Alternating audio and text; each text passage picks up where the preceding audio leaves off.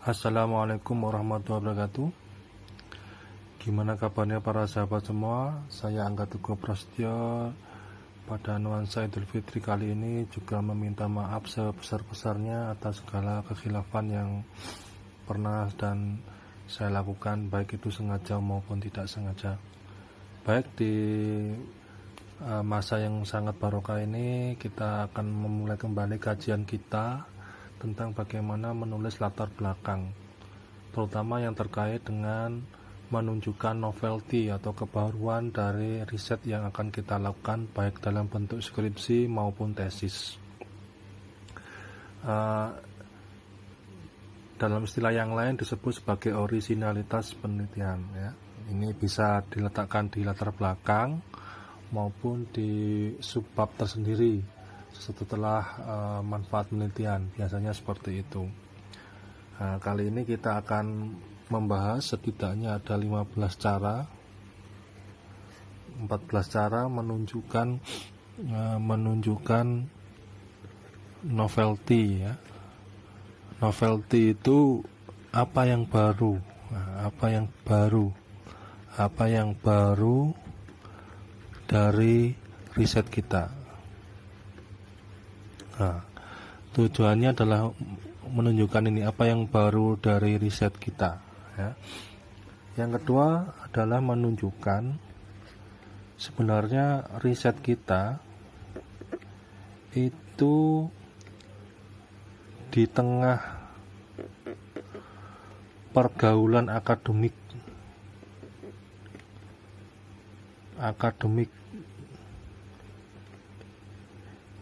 posisinya di mana. Nah, ini jadi ada dua fungsi yang ditunjukkan dalam orisinalitas penelitian.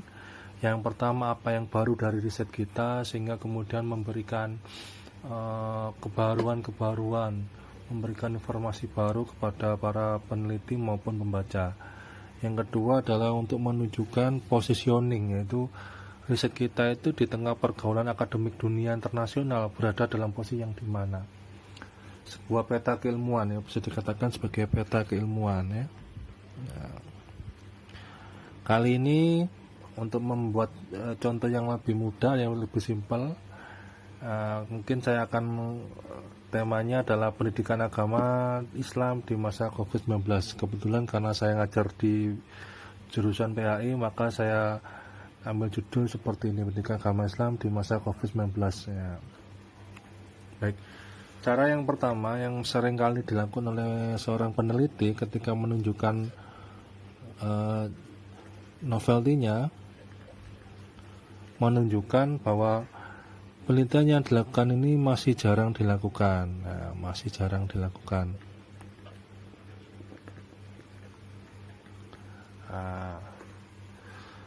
Karena apa? Karena masih dalam masa COVID-19. Contoh kalimatnya seperti ini, ya.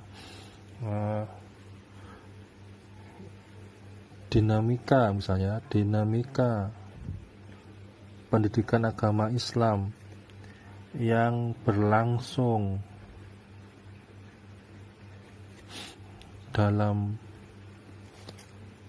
jaringan atau daring, ya, selama ini, ya, menjadi perbincangan publik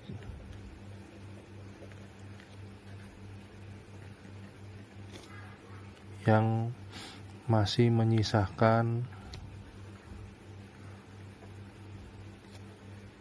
berbagai kontroversi, misalnya begitu, ya.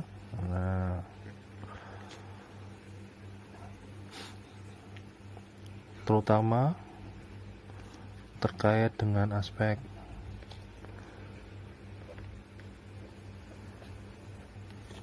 bagaimana cara menghasilkan kegiatan pembelajaran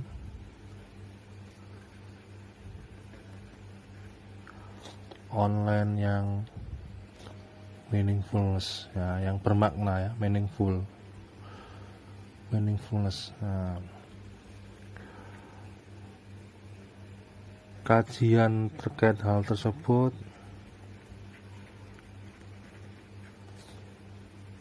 banyak disinggung peneliti ya,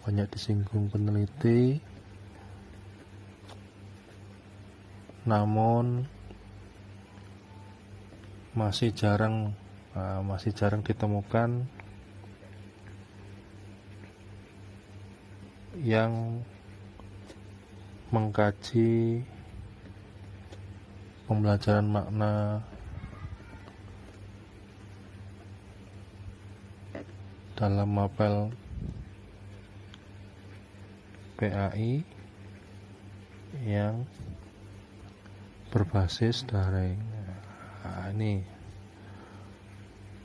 Jadi kita menunjukkan bahwa masih banyak kelangkaan studi yang terjadi dalam pengkajian meaningful learning dalam PAI. Meskipun secara umum, secara global, realitas pembelajaran PAI di berbagai negara pada masa COVID-19 itu sudah banyak dilakukan. Namun secara spesifik yang berbicara bagaimana meaningfulness ini masih jarang dilakukan. Nah, penelitian ini mencoba untuk memberikan pemahaman yang lebih komprehensif terkait dengan pembelajaran bermakna pada mapel PAI di masa COVID-19.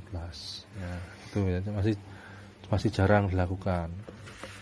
Yang kedua, bisa saja kurang puas dengan penjelasan akademisi atau para peneliti misalnya. Nah, ini sampean atau Anda ini setelah membaca literatur tentang kondisi pendidikan agama Islam di masa COVID-19, ini nggak puas dengan penjelasannya yang mungkin terlalu bertele-tele, tidak fokus, atau mungkin tidak relevan dengan lingkungan di sekitar tempat sahabat mengajar misalnya itu. Nah, ini dijadikan sebagai originalitas ya, kurang puas ya, misalnya begitu. Misalnya ya, contoh kalimatnya ya, penelitian sebelumnya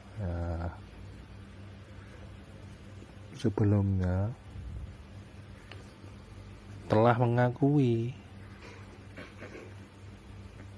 bahwa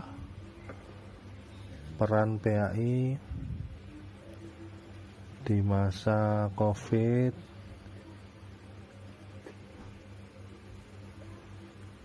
dinilai kontributif dalam pengembangan karakter peserta didik.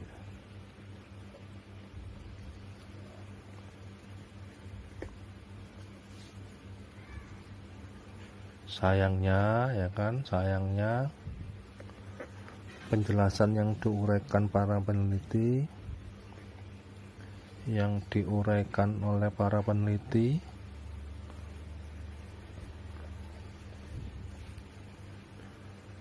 dalam bidang tersebut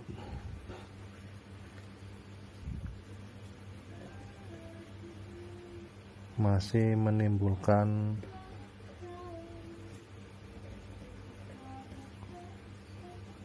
dilema dan tanda tanya besar.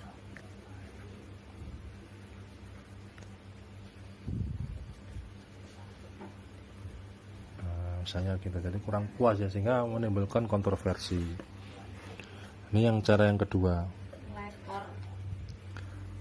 Cara yang ketiga itu dengan alasan memberikan penjelasan yang lebih utuh.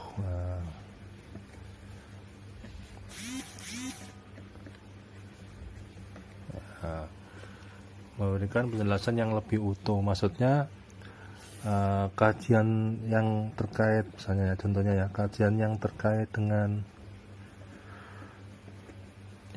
dengan realitas PAI di masa COVID COVID-19 telah dilakukan banyak orang, telah dilakukan banyak peneliti.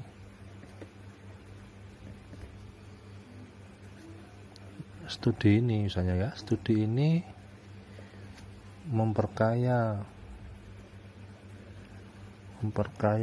dan memberikan penjelasan yang lebih utuh,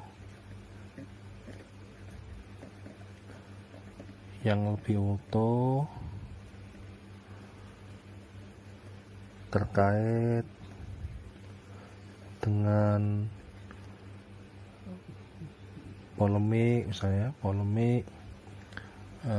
pembelajaran PAI di masa COVID-19.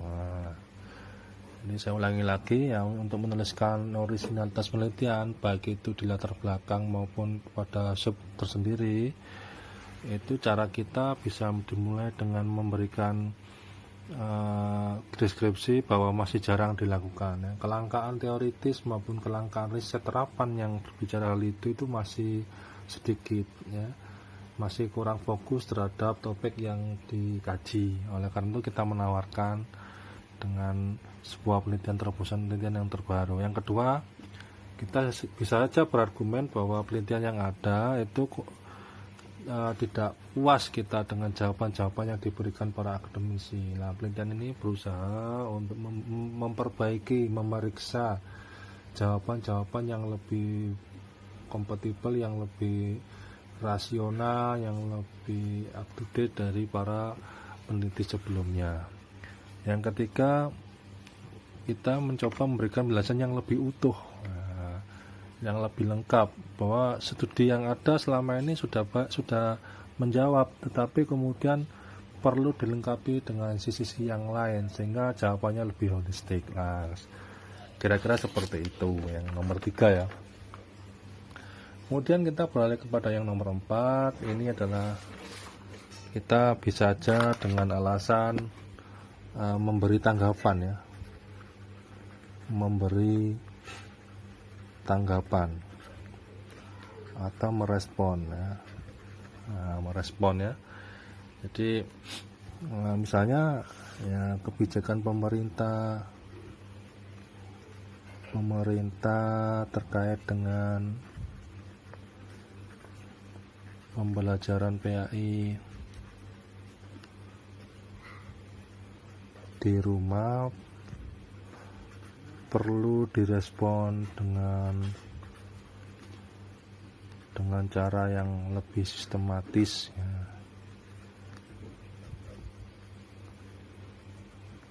melalui studi ini yang gitu. Nah, jadi kita merespon adanya kebijakan, merespon adanya fenomena kenakalan remaja di masa COVID-19 yang masih tinggi angkanya. Kita respon dengan riset kita ini, gitu. Ini namanya merespon, memberi tanggapan atau yang lain.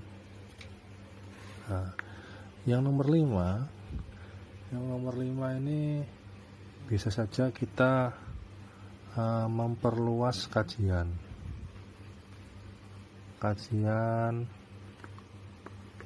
dan melengkapi studi yang ada. Ini hampir sama dengan sebelumnya ya. Jadi sebelumnya pendekatan peneliti sebelumnya